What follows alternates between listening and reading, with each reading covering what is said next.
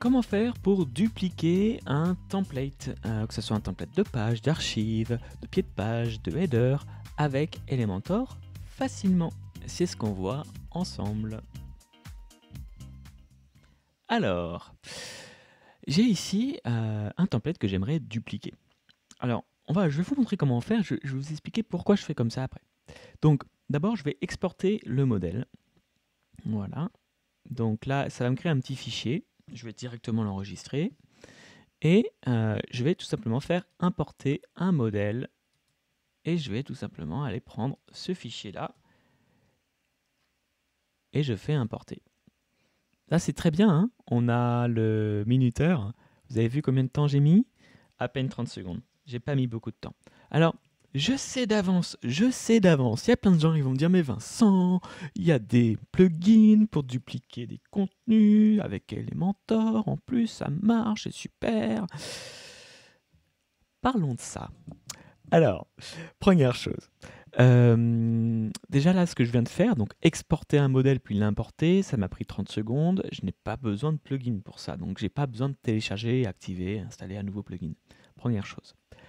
Deuxième chose, oui, il y a des plugins qui font ça. Il y a des plugins qui font ça très bien. Le problème, c'est qu'il y a aussi des plugins qui font ça très mal.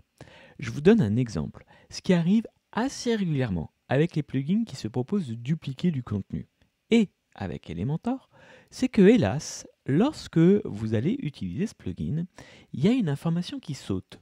Et cette information concernant les templates, c'est assez relou. C'est tout simplement l'information de type ou instance. Ça, généralement, ça saute quand on fait une duplication avec certains plugins.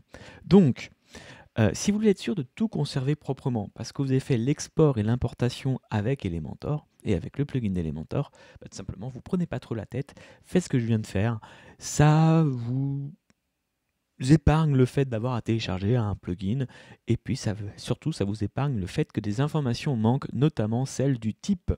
Et ça, croyez-moi, quand on avait créé un header, qu'on se met à le dupliquer, et que c'est plus un header, et qu'on peut plus utiliser comme un header, c'est un peu relou. Voilà, donc c'était juste ma petite astuce pour vous dire, voilà, des fois, restez simple, faites comme ça, exportez, importez vos templates, ça fonctionne très bien, en plus comme ça, au pire, vous aurez une sauvegarde sur votre PC si jamais il y a un problème.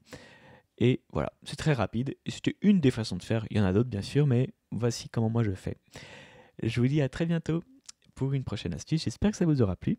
Et d'ici là, dupliquez bien.